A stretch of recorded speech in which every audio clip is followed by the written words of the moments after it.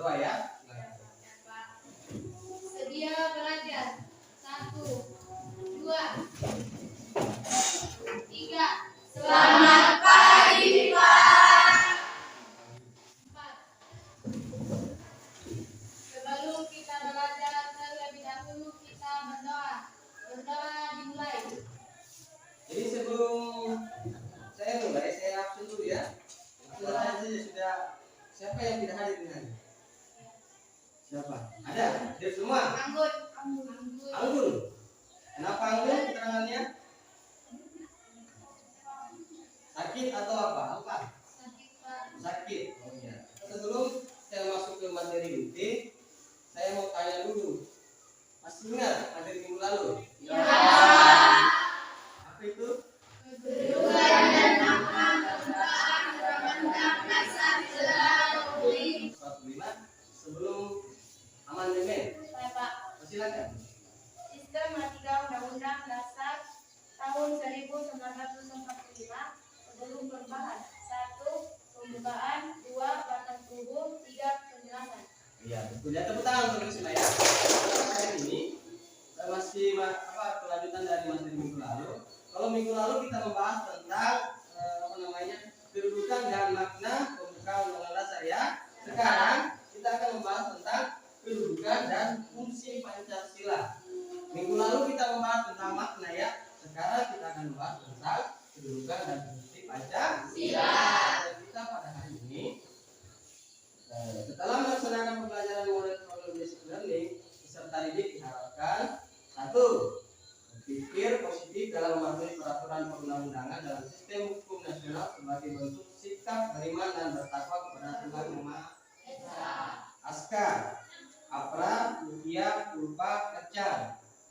Ya, sudah dengar ya? Oke, kelompok 2. Salva, Asara, Abdal, Redi Mariska, duduk sesuai kelompoknya ya.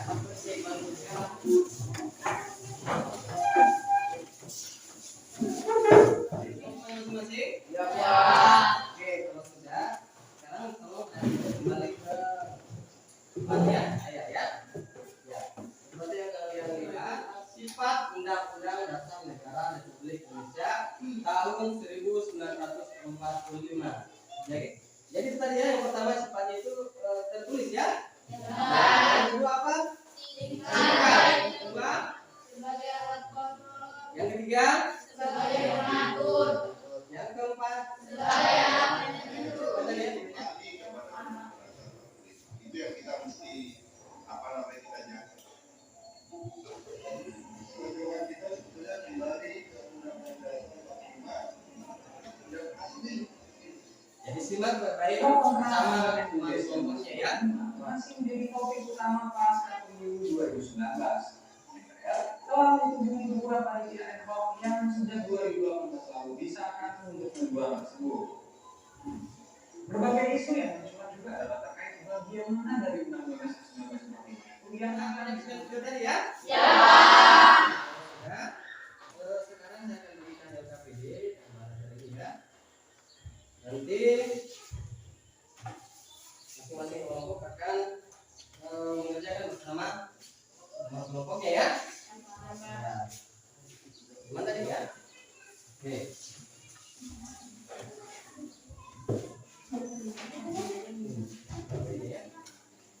Ini ya.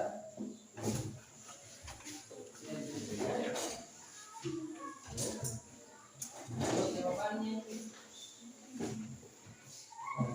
ini ya, cukup aja ya. Untuk ini ya.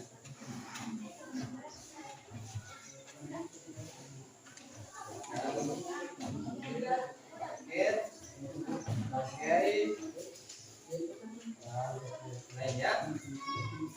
Ya. Ya. Jadi kalau ada kendala bisa bertanya sama guru ya.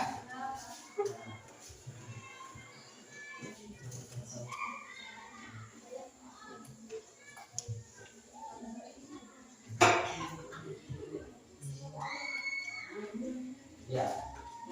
Ya, silakan.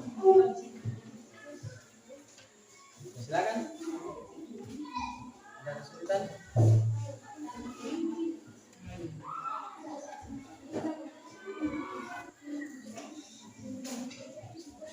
Kelompok 1. Ya, kenalan. Boleh kenalan bisa lagi ya. Kelompok 4 ya.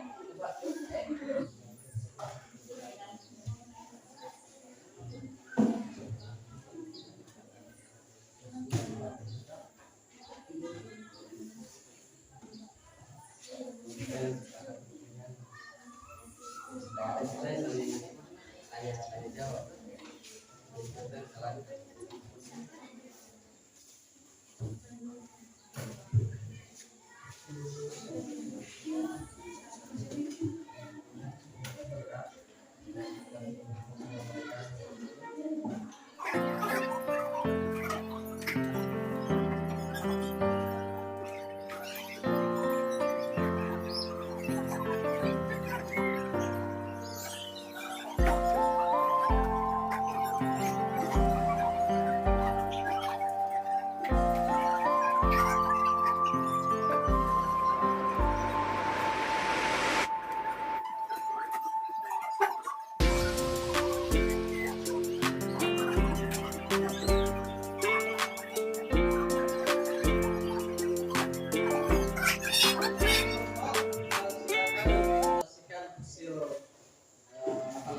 Kerjanya ya.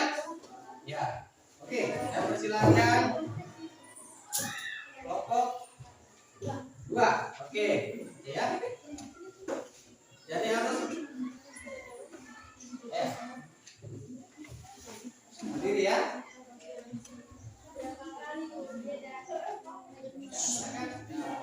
Satu. Assalamualaikum warahmatullahi wabarakatuh. Waalaikumsalam. Kami dari kelompok 1 akan memberitakan jawaban kami. Ya, oke. 1. 4 kali perubahan mulai sejak 1999. 3 kali perubahan dimulai sejak 1999 hingga tahun 2002. Oke. Ya. Akan merubah bentukan Undang-Undang Negara Republik Indonesia karena Undang-Undang Negara Republik Indonesia tahun 1945 mengandung berbagai pokok pikiran yang menjadi cita-cita hukum dan melandasi kelahiran hukum negara, baik yang tertulis maupun yang tidak tertulis di Indonesia. Ya. Ia sudah sesuai karena terdapat 4 komponen dari setiap perubahan yang terjadi, yaitu tertulis, singkat, supel, dan diksi.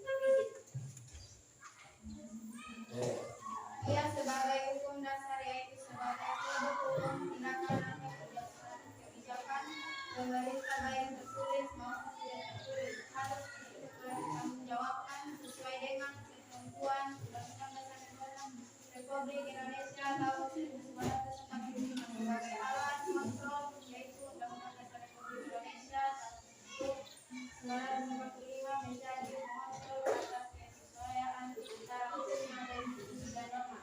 Oke. Ya, terakhir. Ya. Dengan adanya perubahan Undang-Undang Dasar 1945 tersebut telah Ayo. membuktikan bahwa Indonesia telah mengharap menjadi negara yang lebih baik, dan dengan adanya amandemen Undang-Undang Dasar 1945 menjadi negara yang lebih baik dengan cita-cita bangsa Indonesia yang terdapat dalam perubahan Undang-Undang Dasar 1945. Oke. Sudah ya? Kelompok 4. Ada yang mau lagi apa? Menanggapi kelompok 4? Oh, silakan. Apa? Gimana, Fra? Mohon dikoreksi jawaban kelompok 4 boleh lanjut bukan 3 kali 4 kali. Oh iya, coba perhatikan kembali kelompok 4 ya. Ya. Oke, terima kasih ya. Fra, oke, beri aplaus untuk kelompok 4.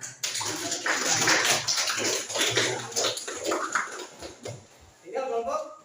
Oke, silakan terakhir ya. Silakan.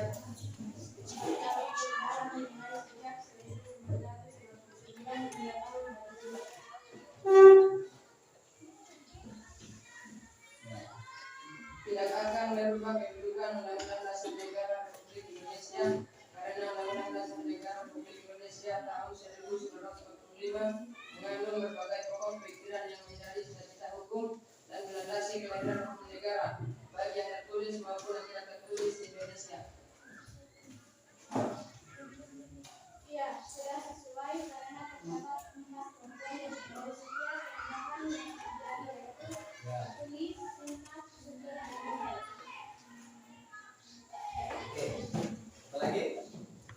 Setiap sebagai dokumen dasar, yaitu setiap produk hukum, tindakan atau kebijakan pemerintah, baik tertulis maupun tidak tertulis, harus dapat dipertanggungjawabkan sesuai dengan ketentuan Undang-Undang Dasar Negara Republik Indonesia tahun 1945. Oke. Sudah ya? Oke, kita untuk kelompok kedua ya. Oke, jadi tadi kalau saya presentasikan tentang hasil diskusi kalian tentang kedudukan dan fungsi Pancasila sebagai kedudukan apa tadi itu dan fungsi Undang-Undang Dasar ya. Ya, Ya, Negara Republik Indonesia tahun 1945. Oke, sampai di sini ada pertanyaan? Oke, jadi kalau begitu untuk hari ini tentang pembelajaran kita hari ini tentang kedudukan dan fungsi Pancasila, bahwa memang kedudukan dan fungsi Pancasila itu sangat penting di negara kita. Seperti yang kita tahu bersama bahwa fungsi Pancasila itu ada berapa? Coba lihat, ada yang tahu? 4. Coba satu orang. Satu orang yang jawab. Bisa berikan apa itu? Fungsi Pancasila ada berapa situ?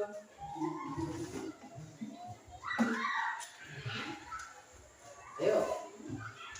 Baca itu, siapa itu? Fungsi Pancasila ada berapa? Ya. Ada berapa? sebagai hukum dasar, yaitu setiap produk hukum, tindakan atau kebijakan pemerintah baik tertulis maupun tidak tertulis harus dapat dipertanggungjawabkan. Ya. Oke, jadi tadi kita di Pancasila ya. Jadi mungkin karena tidak ada pertanyaan lagi, mungkin saya cukupkan saja pada hari ini.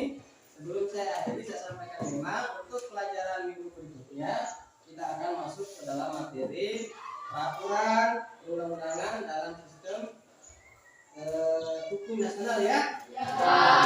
Itu materi kita minggu depan ya. Oke. Ya.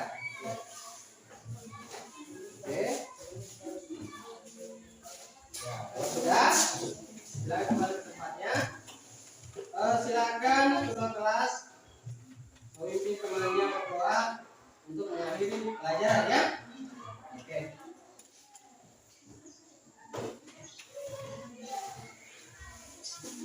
Setelah kita belajar, marilah kita berdoa. Doa dimulai.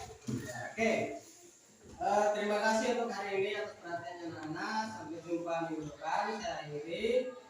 Assalamualaikum warahmatullahi wabarakatuh. Waalaikumsalam warahmatullahi wabarakatuh.